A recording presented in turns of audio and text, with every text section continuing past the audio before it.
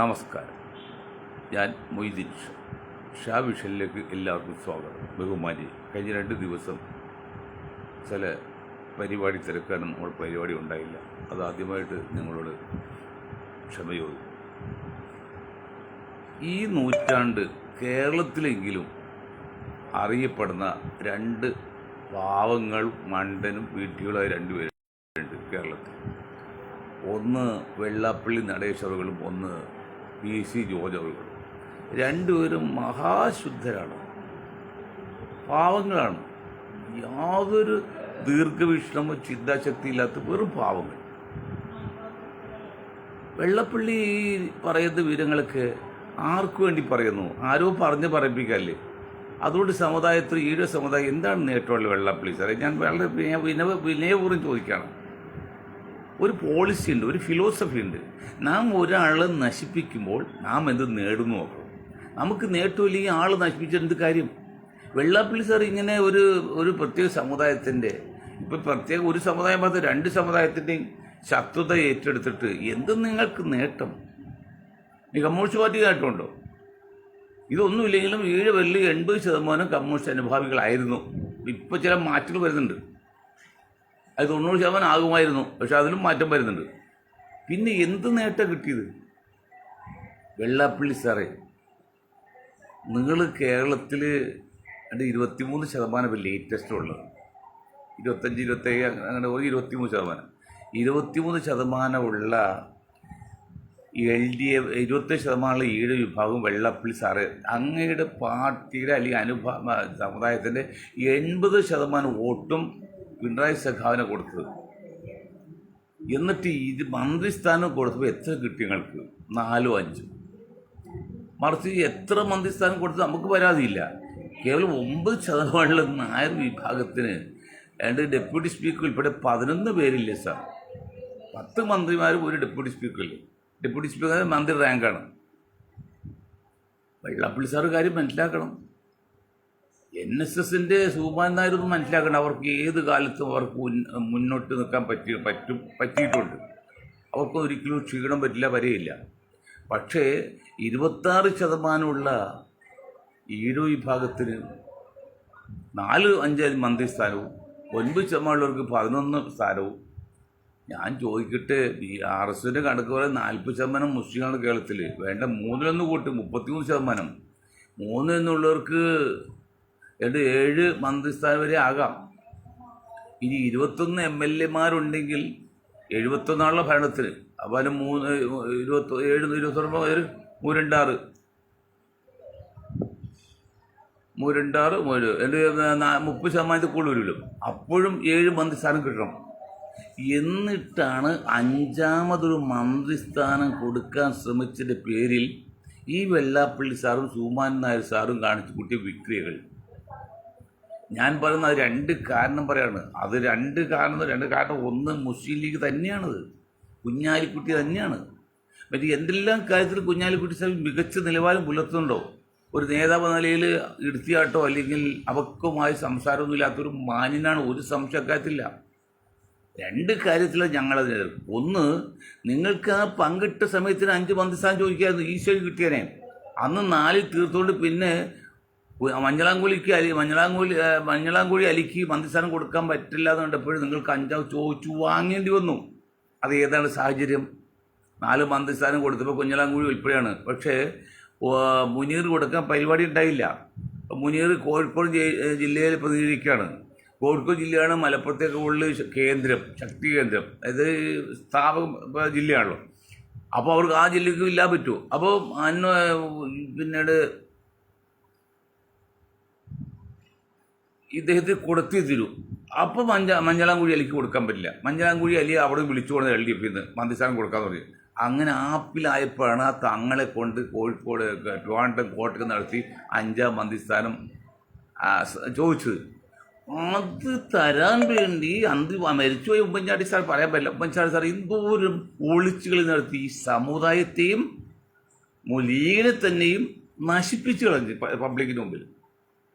Okay, അങ്ങനെയാണെങ്കിൽ 1% ഉണ്ടെങ്കിൽ അവർക്ക് 7 വരെയും കിട്ടില്ലേ? എന്നിട്ട് എന്തിനാണ് വെള്ളാപ്പള്ളി സാറേ, സുകുമാരൻ നായർ സാറേ, നിങ്ങൾ ആ കോലാഹലം ഉണ്ടാക്കിയത്? എല്ലാം ജനങ്ങൾ മനസ്സിലാക്കുന്നുണ്ട്. ഒരു കാര്യം മനസ്സിലാക്കണം, ആരും ആരേക്കാൾ മോശമല്ല. പ്രത്യേകിച്ച് പബ്ലിക്ക്, ഇന്നത്തെ പബ്ലിക്ക് യുവജനങ്ങൾ വളരെ ശക്തമാണ്. എല്ലാ കാര്യവും മണത്തറിയും മനസ്സിലാക്കുന്നുണ്ട്.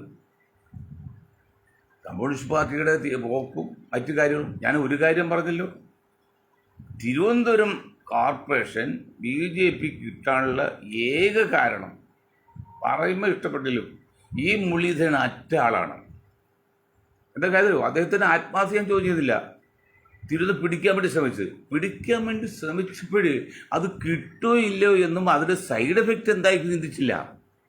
അതിൻ്റെ അർത്ഥം പറഞ്ഞ മലയാളത്തിൽ പറഞ്ഞാൽ കടുക് ചോദിച്ച് കാണും, നാളികേരം ചോദിച്ച് കാണില്ല. 10 സീറ്റ് മാത്രമുള്ള തിരുവനന്തപുരം കോർപ്പറേഷനിൽ, കാരണം വോട്ട് വരുമ്പോൾ തിരുവനന്തപുരം കോർപ്പറേഷനിൽ കോൺഗ്രസ് പറഞ്ഞോ, പ്രത്യേകിച്ച് KC ഒരു വേണുഗോപാലൊക്കെ ഉണ്ടോട്, വേണുഗോപാലത്ത് പറയുന്നുണ്ടോ, കോർപ്പറേഷൻ നിങ്ങൾക്ക്, അസംബ്ലി ഞങ്ങൾക്ക്. അപ്പോൾ അസംബ്ലി വരുമ്പോൾ നിങ്ങൾക്ക് RSകാരൊക്കെ ഞങ്ങൾക്ക് വോട്ട് ചെയ്യണം, കോർപ്പറേഷൻ കോൺഗ്രസ്സുകാർക്ക് അങ്ങോട്ട് ചെയ്യുക. അങ്ങനെ ഒരു give to take and give ടേക്കുന്നുണ്ട് ഒരു സിസ്റ്റമാണ്, കൊടുക്കൽ വാങ്ങൽ, ഗിവ് ആൻഡ് ടേക്ക്. അങ്ങനെ അഡ്വാൻസ് തുടങ്ങിയിട്ട് കുറേ വർഷമായി. ഇപ്പോൾ ഈ അടുത്ത് അത് കമ്മ്യൂണിസ്റ്റ് പാർട്ടി തുടങ്ങിയത്, പണ്ടവർക്ക് അതുണ്ടായില്ല.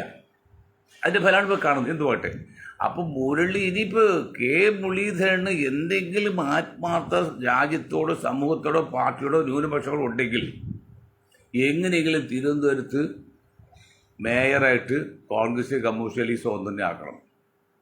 അതിൽ നിങ്ങൾ വിജയിച്ചില്ലെങ്കിൽ മുരളീധരൻ സാറേ, അങ്ങയുടെ നില വളരെ അപകടത്തിലായിരിക്കും. ജനങ്ങളെല്ലാം മനസ്സിലാക്കേണ്ട ഓർമ്മ വേണം. നിങ്ങൾ എന്തുകൊണ്ട് ചിന്തിച്ചില്ല? ഇങ്ങനെ 10 സീറ്റുള്ള 101 സീറ്റുള്ളിൽ 10 സീറ്റ് മാത്രമുള്ള കോൺഗ്രസ് വിചാരിച്ച് എത്ര ശ്രമിച്ചാലും 51 സീറ്റ് കിട്ടില്ലെന്ന് ഏത് കുഞ്ഞിനും അറിയാം, കോൺഗ്രസ് നേതാക്കൾക്കും അറിയാം. എന്നിട്ട് നിന്റെ അറ്റ കളി കളിച്ചതിനാണ് ആ BJP വരാൻ വേണ്ടിയല്ലേ? നിങ്ങൾ പക്ഷേ ചിന്തിച്ചിട്ടില്ലായിരിക്കാം, ഞാൻ പറയും. പക്ഷേ അങ്ങനെയാണെന്ന് ആൾക്കാർ ധരിച്ചു. കമ്മ്യൂണിസ്റ്റ് പാർട്ടി തോൽപ്പിക്കാം, ഞാൻ പറഞ്ഞില്ലേ, കമ്മ്യൂണിസ്റ്റ് പാർട്ടി തോൽക്കുമ്പോൾ കണ്ട് സഹിക്കുന്നവരും ചിരിക്കുന്നവരും ഒരുപാട് ആൾക്കാരുണ്ട്. അതിൻ്റെയൊക്കെ ഭവിഷ്യത്ത് എന്താണെന്ന് നിങ്ങൾ പിന്നീട് മനസ്സിലാവും എന്ന് കമ്മ്യൂണിസ്റ്റ് പാർട്ടി നേതാക്കൾ പറഞ്ഞു തുടങ്ങി, പ്രത്യേക മുസ്ലിങ്ങളോടൊക്കെ. അപ്പം അങ്ങനെ നിൽക്കുമ്പോൾ ദീർഘവീക്ഷമില്ലാത്ത കോൺഗ്രസ് നേതാക്കളുടെ, പിന്നെ ഇപ്പോൾ LDF നേതാക്കളുടെയൊക്കെ പ്രവർത്തനത്തിൻ്റെ മോശമാണ് ഇന്നിങ്ങനെ സംഭവിക്കുന്നത്. എന്താണ് കാര്യം എന്നറിയുമോ? ഇന്ന് രാംകുമാർ, ഒരു അഡ്വക്കേറ്റ് രാംകുമാറുണ്ട്, വലിയ അഡ്വക്കേറ്റാണ്. ഏറ്റവും കൂടുതൽ ഫാസിസ്റ്റ് അല്ലെങ്കിൽ തീവ്രവാദം അല്ലെങ്കിൽ വർഗീയത പറയുന്ന ഒരു സംഘടനയാണ് RSS. അങ്ങനെ പറയുന്നുണ്ടെങ്കിലും അതുപോലെ ഏറ്റവും വലിയ സംഘടനയാണ്. രണ്ടും ഒന്നാണ്, ഏറ്റവും വലിയ തീവ്രവാദമാണ്, ഏറ്റവും വലിയ സംഘടന ഒക്കെ സമ്മതിച്ചു. അവർ ഒരു 2-3 സമുദായങ്ങളെ ജീവിക്കാൻ പോലും അനുവദിക്കില്ലാതിരിക്കുമ്പോൾ അതാണോ വർഗീയത? അതോ കേവലം ന്യൂനപക്ഷ വിഭാഗങ്ങൾ സംഘടിച്ചിട്ട് ഞങ്ങൾക്ക് ഈ മണ്ണിൽ ജീവിക്കണമെന്ന് പറയുന്നതാണോ വർഗീയത? വർഗീയയുടെ തോത് അളക്കാണി അങ്ങനെ പറയേണ്ടി വരും സാർ. SDP 76 സീറ്റിൽ ജയിച്ചു. അതൊക്കെ പിന്നെ നമ്മുടെ രാംകുമാർ സാറിന് വലിയ അപകടം കാണുന്നത്. പുള്ളി പറഞ്ഞു, ഇവിടെ ജമാഅത്ത് ഇസ്ലാമിയുടെ പ്രവർത്തനമാണ് വളർച്ചയാണ് അപകടം, അല്ല കമ്മ്യൂണിസ്റ്റോ കോൺഗ്രസോ അല്ല. രാംകുമാർ സാറ് പറയുന്നത് ഞാൻ സ്വതന്ത്ര ചിന്താഗതിക്കാരാണ്, പക്ഷേ താങ്കൾ സംഘപരിഭാവി എന്ന് ആ സംഭാഷണം അറിയാമല്ലോ സാർ. ഞങ്ങളൊക്കെ മനഃശാസ്ത്രം കൈകാര്യം ചെയ്താണ്, അപ്പോൾ അറിയാം. എന്തുകൊണ്ട് ഞാൻ അദ്ദേഹം കുറ്റപ്പെടുത്തല്ല. അപ്പോൾ അതേ സ്ഥാനത്ത് ന്യൂനപക്ഷങ്ങൾ സംഘടിച്ച് ഒരു പ്രസ്താവന ഉണ്ടാക്കി, അത് വർക്കുക. ഇവിടെ എന്താ കാര്യം എന്നറിയുമോ? ഇപ്പം മുസ്ലിം ലീഗിൻ്റെ പേര് മാറ്റാൻ വളരെ ശക്തമായിട്ട് ബാധിക്കുന്ന ഒരു പ്രസ്ഥാനത്തിൻ്റെ ഒരു വ്യക്തിയാണ് ഞാൻ ആ മണ്ടത്തരം തിരിച്ച് പറയാണ്. ഈ മുസ്ലിം ലീഗ് പേര് മാറ്റി വേറെ പേരിട്ടാലും ഏത് പേരിട്ടാലും മുസ്ലിമാണോ നയിക്കുന്നെങ്കിൽ അത് വർഗീയമായിട്ട് തീവ്രവാദമായിട്ട് കാണാൻ പറ്റുള്ളൂ ഇവിടുത്തെ മുന്നോക്ക സമുദായത്തിന്. മുസ്ലിം ലീഗ് എന്ത് പേരിട്ടാലും അതിനെക്കുറിച്ച് കാണാൻ പറ്റില്ല. ഇതൊക്കെ നമുക്കറിയാം. എങ്കിലും തെറ്റ് പറയാൻ അവസ്ഥ കുറക്കാമല്ലോ, അതും ഒരു കാരണമാകില്ലല്ലോ. അതുകൊണ്ടാണ് പറയുന്നത്, നിങ്ങളെ മുസ്ലിമിൻ്റെ പേര് മാറ്റി ഇത്രയും പെട്ടെന്ന് അറ്റ് ലിസ്റ്റ് ഈ നിമിഷം എവിടെ ചെവിയിൽ കേൾക്കില്ല, കയറില്ല. സതീശൻജിയെ പോലുള്ളവർ പറഞ്ഞു കൊടുക്കുകയില്ല. പറഞ്ഞു കഴിഞ്ഞാൽ പ്രസ്ഥാനം വളർന്നു പോകും. അത് സമ്മതിക്കില്ലല്ലോ. അതല്ലേ ഇവിടെ കാണിക്കുന്നത്. പാലക്കാട് ഒരുത്തനെ ഒരു പാവപ്പെട്ട് ഇപ്പം പേര് ജാതിയും പറഞ്ഞില്ല, പാവപ്പെട്ട ഇത് മറുനാട്ടി വന്നാണ്. നമ്മൾ എത്രയോ മലയാളികൾ ഓരോ മറുനാട്ടി പോകുന്നുണ്ട്. അവിടുത്തെ സംഘടന ശക്തി ഉപയോഗിച്ച് തല്ലിക്കൊല്ല നോക്കിയാൽ എത്ര മലയാളികൾ ചാവുകയാണ്? തല്ലിക്കൊന്നില്ലേ? എന്ത് കാര്യത്തിലുമില്ല. ഞാൻ ചോദിക്കട്ടെ, ഇനി കള്ളനാണെന്ന് വിചാരിക്കാം. ഇപ്പോൾ ഇവിടെ ഓൺ ദ സ്പോട്ടിൽ വെടിവെച്ച് കൊല്ലുന്നുണ്ട്, അതിനെ പുകഴ്ത്തി പറയുന്നുണ്ട്. അങ്ങനെ നിയമമില്ല സാർ. ഇന്ത്യൻ ഭരണഘടന, നിങ്ങൾ ഭാരത സംഹിത, നിയമസംഹിത നിലനിൽക്കുന്നത് കുറ്റവാളി ശിക്ഷിക്കാൻ അധികാരം പബ്ലിക് കൊടുത്തിട്ടില്ല, തല്ലിക്കൊല്ലാൻ കൊടുത്തിട്ടില്ല. അതിനിപ്പോൾ നിലവിൽ കോടതിയുണ്ട്, ഇവിടെ ഭരണഘടനയുണ്ട്. അതാണ്. അപ്പോൾ ഒരാൾ തല്ലിക്കൊല്ലാൻ നിങ്ങൾക്ക് അധികാരം കൊടുത്തു? എവിടുന്ന് അധികാരം കിട്ടി? തെറ്റല്ലേ? നിരപരാധിയാണ് കൊന്നെങ്കിൽ തെറ്റല്ലേ? ആരെന്താ പ്രതികരിക്കാത്തത്? ഈ തല്ലിക്കൊലക്ക് ഇവിടെ കോൺഗ്രസോ കമ്മ്യൂണിസ്റ്റോ മറ്റ് സ്വന്തം ഇതൊക്കെ വരുന്ന ഒന്നും പറയുന്നില്ലോ. എന്താ പറയുന്നോ? എന്തിനാ പറഞ്ഞ് വെറുതെ RSSനെ ശത്രുവാക്കണേ? അല്ലെങ്കിൽ കേന്ദ്ര ഗവൺമെൻറ് ശത്രുവാണ്. ഇപ്പം LDF ശത്രുവാണല്ലോ. RSS വിമർശിച്ച് LDF ശത്രുതയാവും. അല്ലെങ്കിൽ ആ പാട്ടുപാടിയെ കുറിച്ച് കേസെടുത്ത് പറയുമ്പോൾ എന്താ മണ്ടത്തോട് എത്ര കേസ് അതുപോലെ വന്ന് ഒരാളും അന്വേഷിച്ചിട്ടില്ല. ഇത് കേസ് കൊടുത്ത് അന്ന് തന്നെ സ്പെഷ്യൽ ഓർഡർ ഇട്ടേക്കാണ്. അവനവൻ്റെ വായു നാവ് കൊള്ളില്ലാത്തതിന് മറ്റൊരു കുറ്റം പറയുന്നില്ല സഖാവെ. കമ്മ്യൂണിസ്റ്റ് പാർട്ടി അതിൽ നിന്നെല്ലാം വളരെ അകലെ പോയതിൻ്റെ പേരിൽ സമുദായത്തിനും സമൂഹത്തിനും നഷ്ടമാണത്, ക്ഷീണമാണത്. വെള്ളാപ്പള്ളിയെ കൂട്ടുപിടിച്ചിട്ട് നിങ്ങൾക്ക് എന്ത് നേട്ടമുണ്ടായി? വെള്ളാപ്പള്ളി കൂട്ടുപിടിച്ചില്ലെങ്കിൽ നിങ്ങൾക്ക് എന്ത് ചെയ്യാം? 80% വോട്ട് ഇഴുവരെ ചെയ്തുകൊണ്ടിരുന്നതാണ്. ഈ അടുത്ത കാലത്ത് ആറ്റിക്കൽ പോലുള്ള സ്ഥലങ്ങൾ, അല്ലെങ്കിൽ നമ്മുടെ ആലപ്പുഴയൊക്കെ അല്പം മാറി. അത് സംഘപരിവാർ സ്നേഹം കൊണ്ടോ കമ്മ്യൂണിസ്റ്റ് ഇതുകൊണ്ടില്ല. കമ്മ്യൂണിസ്റ്റ് ചില നേതാക്കളുടെ എതിർപ്പ് നോട്ട് ഇല്ലാത്തതുകൊണ്ട് കോൺഗ്രസ് ചെയ്യാൻ പറ്റുമോ? ഇത് BJP ഇതാണ്, അല്ലാതെ സ്ഥായിയായ മാറ്റമില്ല. പിന്നെ നിങ്ങൾ എന്തിനാ ഈ വെള്ളാപ്പള്ളി ചുമക്കണം? പക്ഷേ ഇതൊക്കെ ചെയ്ത് വോട്ട് കിട്ടിയില്ല, നമ്മൾ വളരെ താഴെ പോയി എന്നുള്ള യാഥാർത്ഥ്യമായിട്ടും പിണറായി സഖാവിനോ കമ്മ്യൂണിസ്റ്റ് പാർട്ടി ഇപ്പോഴും വെള്ളാപ്പള്ളിയാണ് മെയിൻ. ക്രിസ്തുമസ് ആഘോഷത്തിന് മറ്റേ പേര് പറയാൻ പാടില്ലല്ലോ, ആ സ്ത്രീ നമ്മുടെ ബിൽദേവി, ആ സ്ത്രീക്ക് ഒരു സ്വീകരണം കൊടുത്തപ്പോൾ വെള്ളാപ്പള്ളിയാണ് ഒന്നാം കക്ഷി. ആരാണ്? വെള്ളാപ്പള്ളിയുടെ പദവിയുണ്ടല്ലോ, നവോത്ഥാന മുന്നണിയുടെ ചെയർമാൻ. സഖാക്കളെ, നിങ്ങളൊന്നും മനസ്സിലാക്കണം. പശ്ചിമ ബംഗാളിൻ്റെ അവസ്ഥ മനസ്സിലായി, ത്രിപുരയുടെ അവസ്ഥ മനസ്സിലായി. ഞങ്ങൾക്കൊക്കെ വളരെ നീർന്ന ഹൃദയത്തോടുകൂടിയാണ് ഈ പറയുന്നത്. കാരണം കമ്മ്യൂണിസ്റ്റ് നശിക്കാൻ പാടില്ല. ആയിരക്കണക്കിന് കമ്മ്യൂണിസ്റ്റ് യുവാക്കളിലും കമ്മ്യൂണിസ്റ്റുകാരും ജീവൻ കൂടി നേടിയെടുത്താണ് ഈ കമ്മ്യൂണിസ്റ്റും അല്ലെങ്കിൽ ഇന്നത്തെ ഈ ഭാഗികമായുള്ളൊരു മാറ്റം അതുപോലെ ഇല്ലാതെയാകാണ്. 2000 ശേഷം ആ പഴയ ഭൂപ്രഭുത്വം അല്ലെങ്കിൽ അന്ധവിശ്വാസം, അനാചാരങ്ങളൊക്കെ ഉത്തരവാദിത്വം വളർന്നവരാണ്. ഉത്തരവാദിത്വം അതൊക്കെ ഒരു പരിഹാരം വന്നത് നവോത്ഥാനം ഉണ്ടായി. ഒരു 1970 മുതൽ ഒരു 2000 വരെ 30 വർഷക്കാലം കേരളത്തിൽ ചെറിയ മാറ്റങ്ങളുണ്ടായി. അതിൽ പ്രധാനമായിട്ട് കമ്മ്യൂണിസ്റ്റിൻ്റെ പാർട്ടിയും കൂടിയാണ്. പലരുണ്ട്. മുസ്ലിം മറ്റേ മതവിഭാഗങ്ങളുണ്ട്, ക്രിസ്തീയ മറ്റവരുണ്ട്, പിന്നെ SNDP എല്ലാം ഉണ്ട്. പക്ഷേ എങ്കിലും കമ്മ്യൂണിസ്റ്റ് കൂടി ഉണ്ടായിരുന്നു. ആ അവസ്ഥ ഇപ്പോൾ പഴയതിൽ പോയി. അടിയന്താവസ്ഥ വരുന്നതാണ് അന്ധവിശ്വാസം, അനാചാരം. അതിൻ്റെ ഒരു കാരണമല്ലേ ഇപ്പോൾ പാലക്കാട് തല്ലിക്കൊന്നത്. പണ്ട് ബീഹാറിൽ UP നടന്നത് കേരളത്തിൽ നടക്കാണ്. അങ്ങനെ വരുമ്പോഴേ ഇതൊക്കെ എന്നാണ് കമ്മ്യൂണിസ്റ്റുകാർ നിങ്ങൾ മനസ്സിലാക്കുന്നത്? നിങ്ങൾ എന്താണ് നിങ്ങൾ മനസ്സിലാക്കുന്നത്? ഈ വെള്ളാപ്പള്ളിയെ കൊണ്ട് ഇത് പറയിപ്പിച്ചാൽ ആരാണ് നേട്ടം ഉണ്ടാകുന്നത്? ഞാൻ കമ്മ്യൂണിസ്റ്റ് പാർട്ടിയോട് പറഞ്ഞത് ഉപ്പുള്ളപ്പോൾ ഉപ്പിലിട്ടതിന് വലിയ പ്രസക്തിയില്ലെന്ന്. പല പ്രാവശ്യം നാഴിയിൽ ഇറങ്ങൂലെന്ന് ഞാൻ പറഞ്ഞു. പല പ്രാവശ്യം നിങ്ങളോട് പറഞ്ഞു, സഖാക്കളോട് ഉപദേശിച്ച്. ഞാനൊക്കെ ആരാന്നറിയാം, ഞാനല്ല പറയുന്നത്, എൻ്റെ ഗ്രൂപ്പ് അവർ ശക്തമാണ്. അതൊന്നും ഉൾക്കൊള്ളാൻ പറ്റിയില്ല. നിങ്ങൾക്ക് അന്ധമായ കോൺഗ്രസ് വിരോധം ഉണ്ടാകും, അല്ലെങ്കിൽ കോൺഗ്രസ്സുകാർക്ക് അന്ധമായ കമ്മ്യൂണിസ്റ്റ് വിരോധം ഉണ്ടാകും. ഞങ്ങൾക്ക് രണ്ടുമില്ല. അന്ധമായ കോൺഗ്രസ് വിരോധം ഞങ്ങൾക്ക്, അന്ധമായ കമ്മ്യൂണിസ്റ്റ് വിരോധമില്ല, അന്ധമായ BJP വിരോധം പോലും ഇല്ല. പ്രശ്നാധിഷ്ഠിതമാണ് ഞങ്ങളുടെ വിരോധമൊക്കെ. അതുകൊണ്ട് ഞങ്ങളെ കുറ്റപ്പെടുത്തിയ കാര്യമില്ല. എന്താ ചെയ്യുന്നത്, കാണിക്കുന്നത്? വെള്ളാപ്പള്ളി 30 വർഷം വെള്ളാപ്പള്ളി സഖാവ് ഞാൻ ചോദിക്കും, 30 വർഷം അങ്ങ് കൊണ്ടു നടന്നല്ലോ SNDP. SNDP ഈ ഒരു വിഭാഗത്തിന് ആത്മാഭിമാനം ഉണ്ടാക്കി കൊടുത്ത് അങ്ങാണെന്നാണ് നമുക്ക് പുറത്ത് പറയുന്നത്. പക്ഷേ എന്തും നേടി ഭൗതികമായിട്ട് ഈഴ വിഭാഗം കേരളത്തിൽ എന്താ നേടി പ്രത്യേകിച്ച്?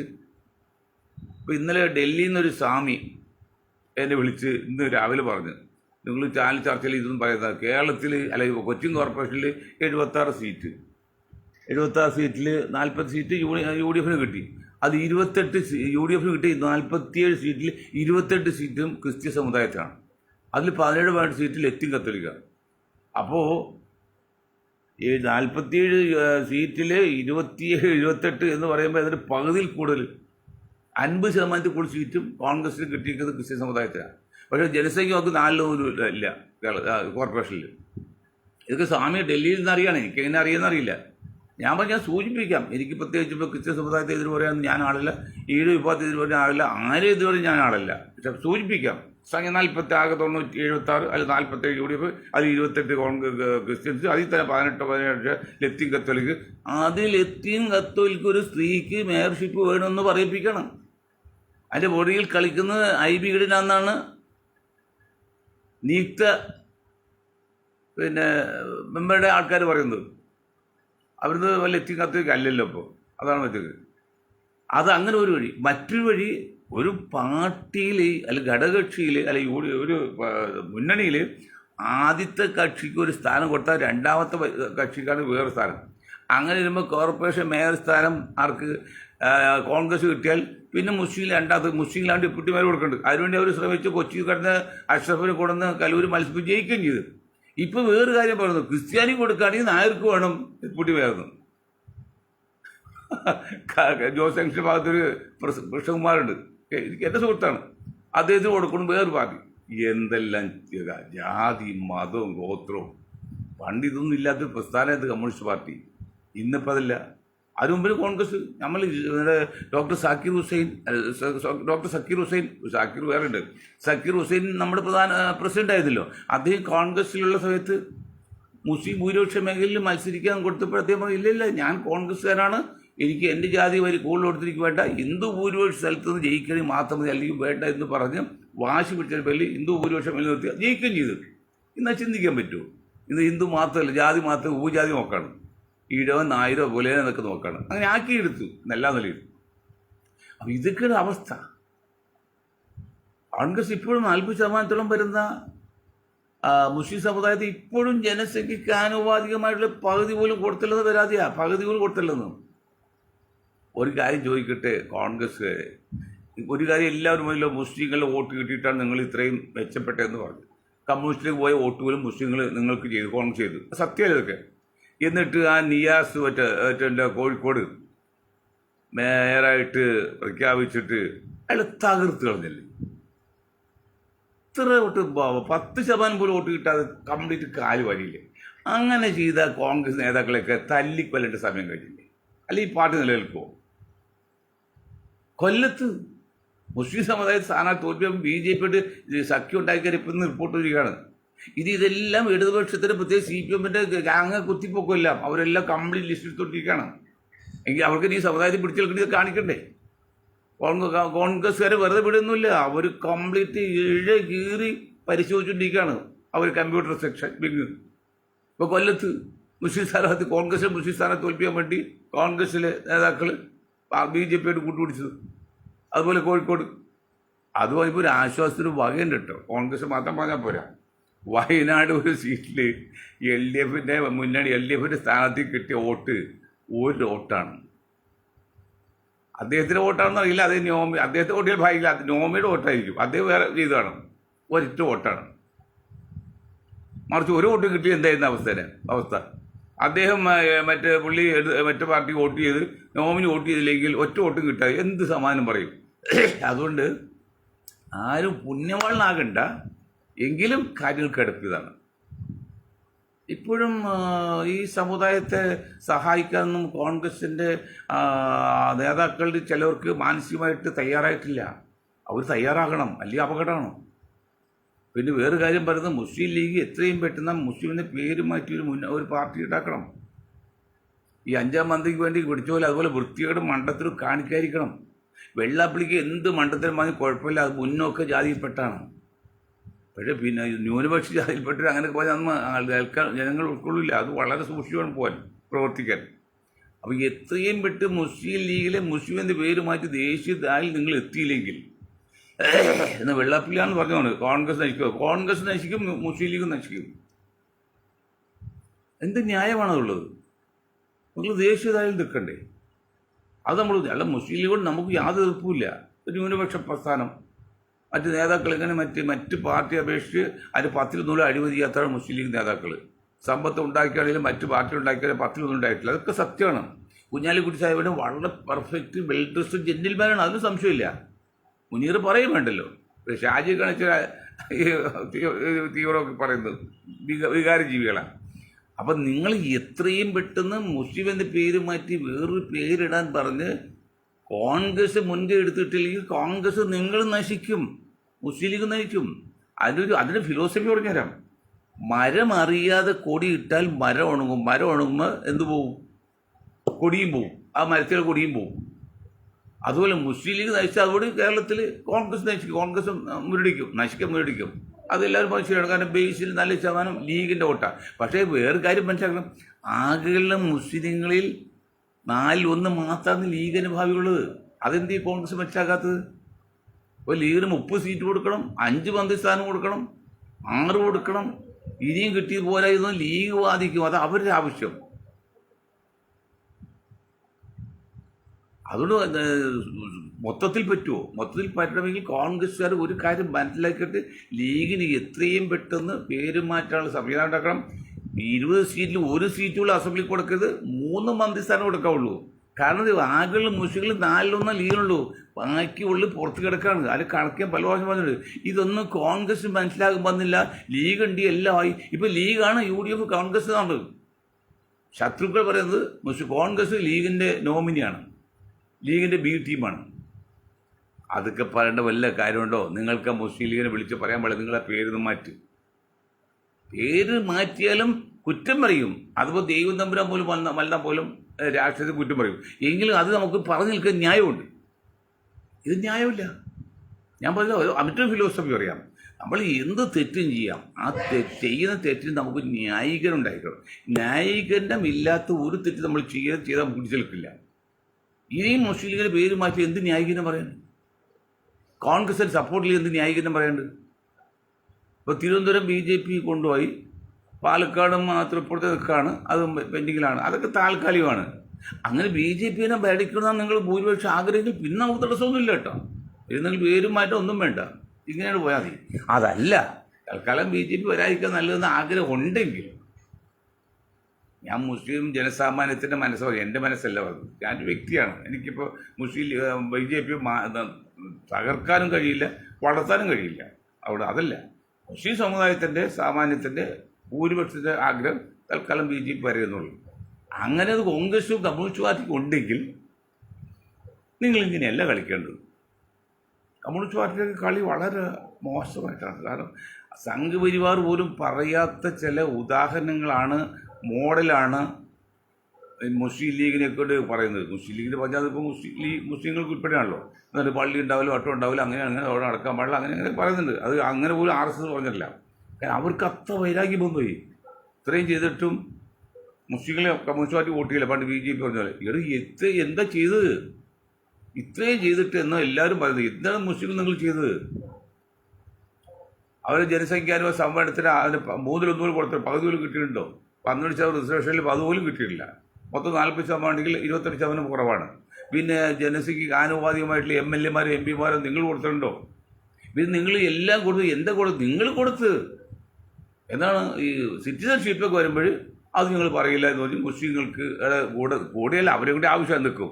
അല്ലെങ്കിൽ പലസ്തീൻ പ്രശ്നം വരുന്നത് അതുകൊണ്ടൊക്കെ കേരളത്തിൽ ഇന്ത്യയിലെ മുസ്ലിങ്ങൾക്ക് എന്ത് നേട്ടം? അതൊക്കെ നിങ്ങളുടെ കടമയാണ്, നിങ്ങളുടെ എത്തിക്സാണ്. സാമ്രാജ്യത്തിനെതിരെ പ്രവർത്തിക്കുക എന്നുള്ളത് കമ്മ്യൂണിസ്റ്റ് പാർട്ടിയുടെ അടിസ്ഥാന തത്വമാണ്. അതിൻ്റെ പേരിലാണ് ഫലസ്തീൻ അനുകൂലമായിട്ട് നിൽക്കുന്നതല്ല, ഫലസ്തീൻ നന്നാക്കാൻ വേണ്ടിയല്ല. അത് ഇന്ത്യയിലെ മുസ്ലിങ്ങൾക്ക് കേരളത്തിലെ മുസ്ലിങ്ങൾക്ക് എന്ത് നേട്ടം കിട്ടി? എന്ത് കൊടുത്ത്? അതൊക്കെ മലപ്പുറം ജില്ല കൊടുത്താലും പറയുന്നുണ്ട്. മലപ്പുറം ജില്ല കൊടുത്തതിന് കാരണം പറഞ്ഞല്ലോ, ഭാവിക്ക് തങ്ങളുടെ കയ്യിൽ ടേപ്പ് റെക്കോർഡുണ്ടായി. അപ്പോൾ അന്ന് EMS സമ്മതിച്ച കാര്യം അതിലുണ്ട്. അത് ഓൺ ചെയ്തപ്പോഴാണ് സമ്മതിച്ചത്. അത് ആദ്യം സമ്മതിച്ചല്ലേക്ക്. ഭരണം കിട്ടി മന്ദയായി കഴിയുമ്പോൾ മാറി നിന്നാണ് ഈ ടേപ്പ് കാണിച്ചാണ് കിട്ടിയത്. അപ്പോൾ അതുകൊണ്ട് ആരും പുണ്യവാളാകണ്ട. പറയുന്ന കാര്യം ഇതാണ്, കമ്മ്യൂണിസ്റ്റ് പാർട്ടിയും കോൺഗ്രസും ആണെങ്കിലും കുറച്ചുകൂടിയൊക്കെ അംബിക്കബിൾ സെറ്റിൽമെൻറ്റായി മുന്നോട്ട് പോയി അപകടം. മുസ്ലിം ലീഗിനെ കുറിച്ച് പറയാനുള്ളത്, നിങ്ങൾ എത്രയും പെട്ടെന്ന് ആ പേര് മാറ്റിയേ തീരൂ. ഒരു ദേശീയതയിൽ നിൽക്കണം, അല്ലെങ്കിൽ അപകടമാണ്. കോൺഗ്രസ് കൂട്ടി നിൽക്കുകയും ചെയ്യണം, അല്ലെങ്കിൽ അപകടമാണെന്ന് പറഞ്ഞുകൊണ്ട് ഞാൻ എൻ്റെ വാക്കിൽ നിർത്താൻ നിങ്ങൾക്ക് ഒരായി നന്ദി ചെയ്യുന്നു.